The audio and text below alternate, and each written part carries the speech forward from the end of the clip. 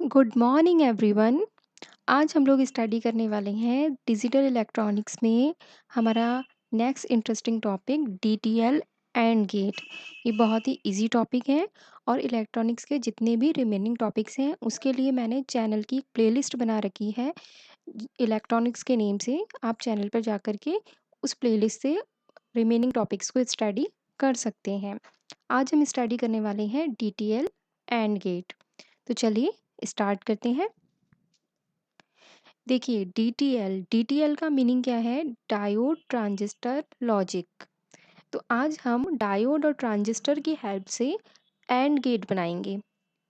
And gate क्या होता है, वो क्या वर्किंग करता है, ये मैंने आपको एक प्रीवियस वीडियो के अंदर एक्सप्लेन कर दिया था। वो वीडियो भी आपको इलेक्ट्रॉनिक्स की जो प्लेलिस्ट है वहाँ मिल जाएगा। देखिए डायोड और ट्रांजिस्टर की हेल्प से एंड गेट बनाने के लिए सबसे पहले मैंने एक ट्रांजिस्टर लिया, जैसा कि डायग्राम में आपको शो हो रहा है। यहाँ डायोड यहाँ सबसे पहले हमने जो ट्रांजिस्टर लिया है इसके 3 टर्मिनल्स हैं, इमीटर, बेस और कलेक्टर। इमीटर मीन्स उत्सर्जक, बेस मीन्स आधार और कलेक्टर मीन्स संग्राहक। तो यहाँ हमने एक NPN ट्रांजिस्टर लिया है। देखिए NPN, तो P to N current flow होता है, इसलिए मैंने बेस टू इमीटर एक डायरेक्शन शो कर दिया है। ये मेरे पास में एक NPN ट्रांजिस्टर है। तो सबसे पहले हमने एक ट्रांजिस्टर यूज़ किया, उसके बाद हम यहाँ पर 2 डायोड्स लेंगे। यहाँ मुझे 2 इनपुट्स लेने हैं, 2 इनपुट एंड गेट बनाना है, इसलिए मैंने यहाँ 2 डायोड्स लिए हैं। यदि आपको n इनपुट एंड गेट बनाना है तो आप यहाँ पर n डायोड्स लेंगे। यहाँ हमने 2 डायोड्स लिए हैं और एक ट्रांजिस्टर लिया है। हम यहाँ पर इनपुट डायोड की हेल्प से देंगे और आउटपुट हम ट्रांजिस्टर की हेल्प से लेंगे। देखिए डीटीएल एंड गेट है ना, इसमें हमें क्या करना है, हमें 2 इनपुट्स देने हैं। तो यहाँ पर मैंने A और B 2 इनपुट्स दिए हैं 2 डायोड की हेल्प से, D1 एंड D2। आगे चलते हैं। आगे हमने क्या किया, दोनों डायोड्स D1 और D2 को हमने कनेक्ट कर दिया।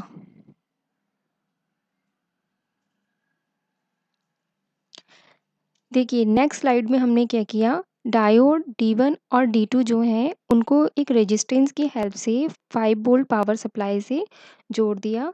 साथ में ट्रांजिस्टर का जो कलेक्टर है, जो संग्राहक है, उसको भी 5 वोल्ट की पावर सप्लाई से जोड़ दिया। देखिए नेक्स्ट स्लाइड में हमने क्या किया है, ये बहुत ही इम्पॉर्टेंट थिंग है। देखिए यहाँ पर हमने क्या किया है, जो हमारे पास ट्रांजिस्टर है उस ट्रांजिस्टर का बेस हमने कहाँ कनेक्ट किया है, जो दोनों डायोड्स का कॉमन पॉइंट है वहाँ से हमने ट्रांजिस्टर के बेस को कनेक्ट कर दिया है। देखिए ये हमारे पास में एक ट्रांजिस्टर का बेस है जिसको हमने दोनों डायोड्स के कॉमन पॉइंट से यहाँ से ये कनेक्ट कर दिया है।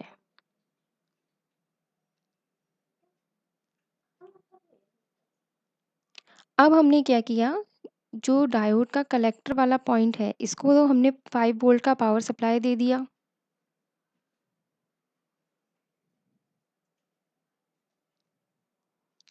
इसके बाद हमने जो ट्रांजिस्टर का इमीटर वाला पॉइंट है उस पर एक रेजिस्टेंस RE के थ्रू उसको ग्राउंड कर दिया।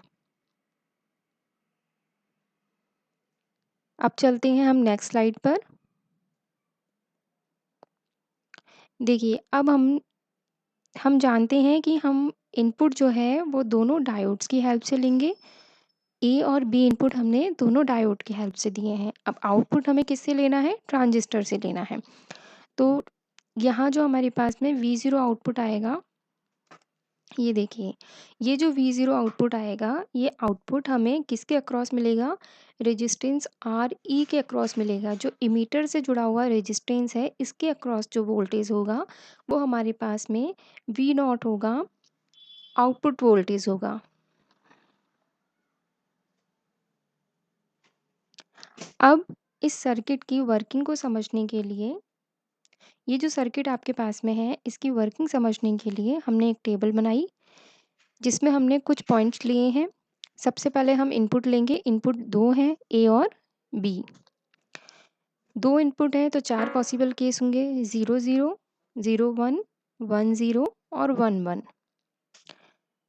इसके बाद हमने तो डायोड्स लिए हैं D1 और D2। तो हम जो भी इनपुट सिग्नल देंगे वो डायोड्स पे जाएगा D1 और D2 पर। तो टेबल में मैंने नेक्स्ट पॉइंट लिया है D1 एंड D2।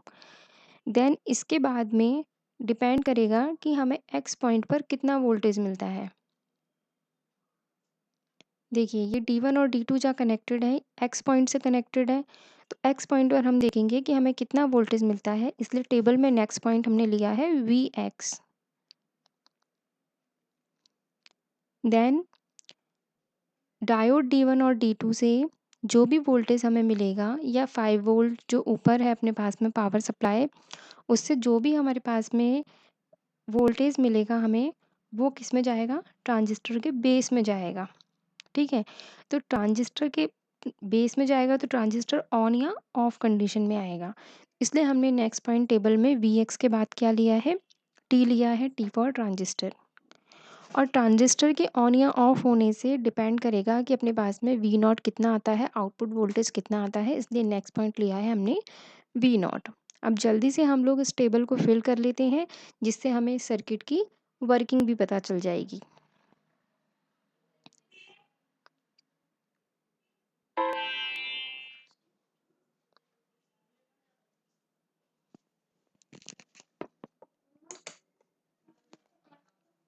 हाँ देखिए, यहाँ आपके पास में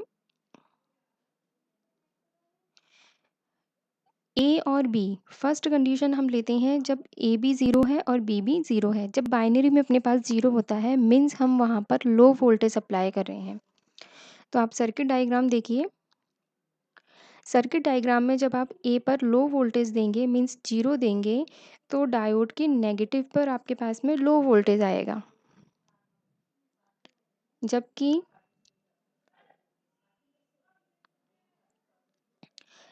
5 वोल्ट जो है, 5 वोल्ट पावर सप्लाई से जुड़ा हुआ रेजिस्टेंस रेजिस्टेंस जो है वो वोल्टेज की कुछ वैल्यू ले लेगा, रिमेनिंग वोल्टेज जो है वो डायोड D1 के पॉजिटिव पार्ट पे जाएगा।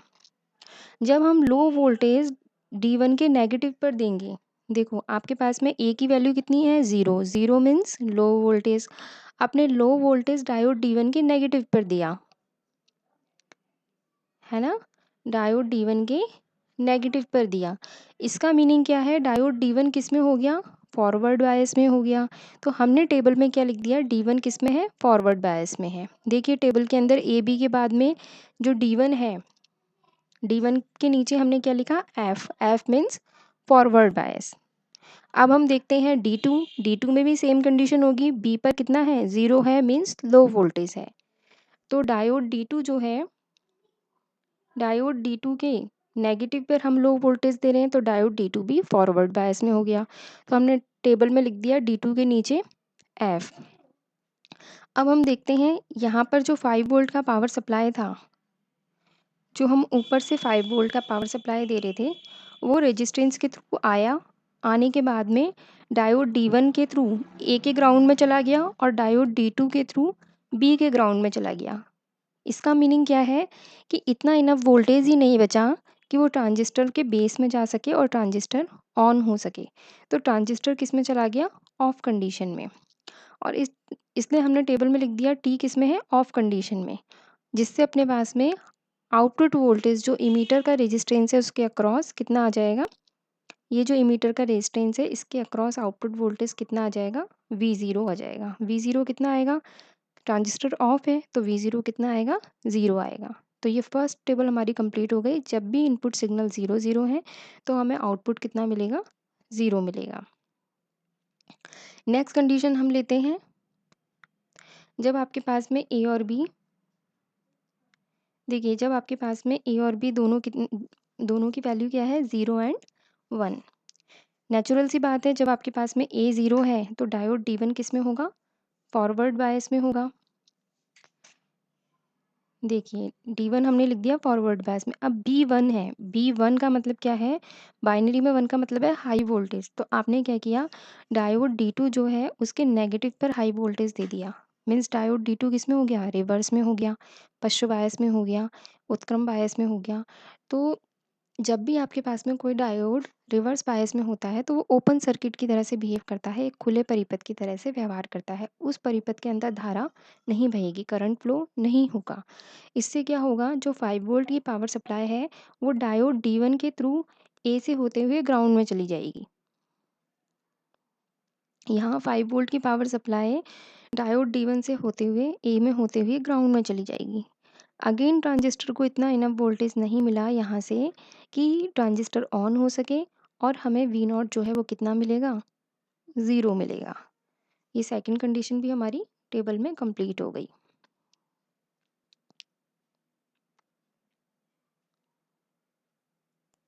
अब हम चलते हैं हमारी थर्ड कंडीशन पे। देखो, जब आपके पास में ए और बी की वैल्यू कितनी है, 1 और 0 है, ये सेकंड कंडीशन की जस्ट रिवर्स कंडीशन है। तो क्या होगा आपके पास में, जब ए की वैल्यू 1 है, 1 मीन्स हाई वोल्टेज, तो आपने डायोड के नेगेटिव पर हाई वोल्टेज दे दिया, तो डायोड किस में चला गया, नेगेटिव पर हाई वोल्टेज दिया, डायोड रिवर्स में चला गया, वो ओपन सर्किट की तरह से व्यवहार करेगा। इसका मीनिंग ये हुआ कि जब हम D1 के नेगेटिव पर, देखो आपके पास में ए की वैल्यू कितनी है, 1 है, आपने हाई वोल्टेज कहाँ दिया, D1 के नेगेटिव पर, तो D1 किस में चला गया, रिवर्स बायस में। जब ये रिवर्स बायस में चला गया, इसका मतलब ये खुले परिपथ की तरह व्यवहार करेगा, इसमें से कोई भी करंट फ्लो नहीं होगा, ये ओपन सर्किट की तरह से बिहेव करेगा।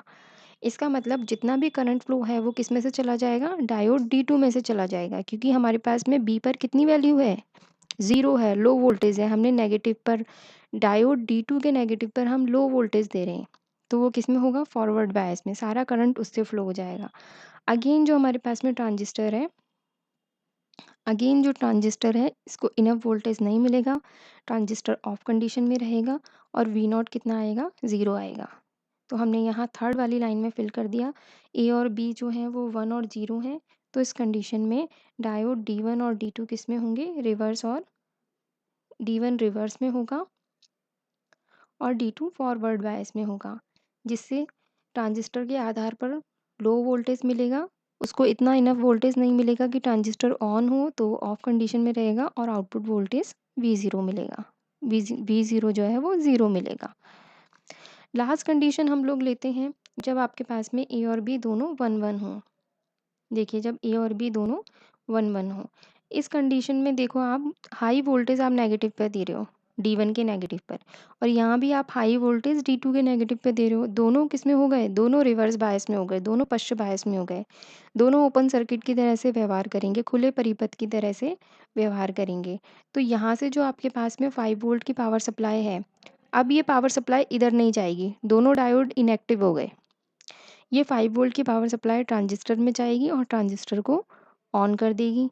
ट्रांजिस्टर ऑन होगा, जिससे अपने पास में एमीटर का जो रेजिस्टेंस है इसके अक्रॉस हाई वोल्टेज मिलेगा, जिसको हम बाइनरी में 1 से शो करते हैं। तो वी नॉट की वैल्यू कितना हो जाएगी, 1 हो जाएगी। तो यहाँ आपके पास 1 1 जब है, ए और बी 1 1 है, तो वी नॉट की वैल्यू कितना आ जाएगी, 1 आ जाएगी। इसी की हमने एक फेयर टेबल बना ली। हमें पता है, जो एंड गेट का प्रीवियस वीडियो था उससे हमें पता है एंड गेट जो है वो ए डॉट बी का वर्क करता है। तो एक बार हम देख लेते हैं इसकी फेयर टेबल भी। देखो, यहाँ पर ए और बी 0 0 हैं, तो हमें वी नॉट कितना मिला, पहले वाली टेबल से 0 मिला। जब ए और बी 0 1 है, तो वी नॉट कितना मिला, 0 मिला। जब ए 1 है, बी 0 है, तो वी नॉट कितना मिला, 0। जब ए भी हाई वोल्टेज पर है, बी भी हाई वोल्टेज पे है, तो वी नॉट कितना मिला, हाई वोल्टेज मिला। तो एंड गेट भी किसका वर्क करता है, ए डॉट बी का वर्क ही करता है। हम इसको ऐसे भी चेक कर सकते हैं। देखो, 0.0 कितना हुआ, 0, 0.1 कितना हुआ, 0, 1.0 कितना हुआ, 0, और 1.1 कितना हुआ, 1। तो ये हमने एंड गेट की एक फेयर टेबल भी बना ली, और ये जो रफ टेबल है इसकी सहायता से हम ये जो सर्किट डायग्राम है आपके पास, इसकी वर्किंग को लिख सकते हैं, हम अपने नोट्स बना सकते हैं। कैसे नोट्स बनाने हैं वो तरीका भी मैंने आपको वीडियो में बताया हुआ है।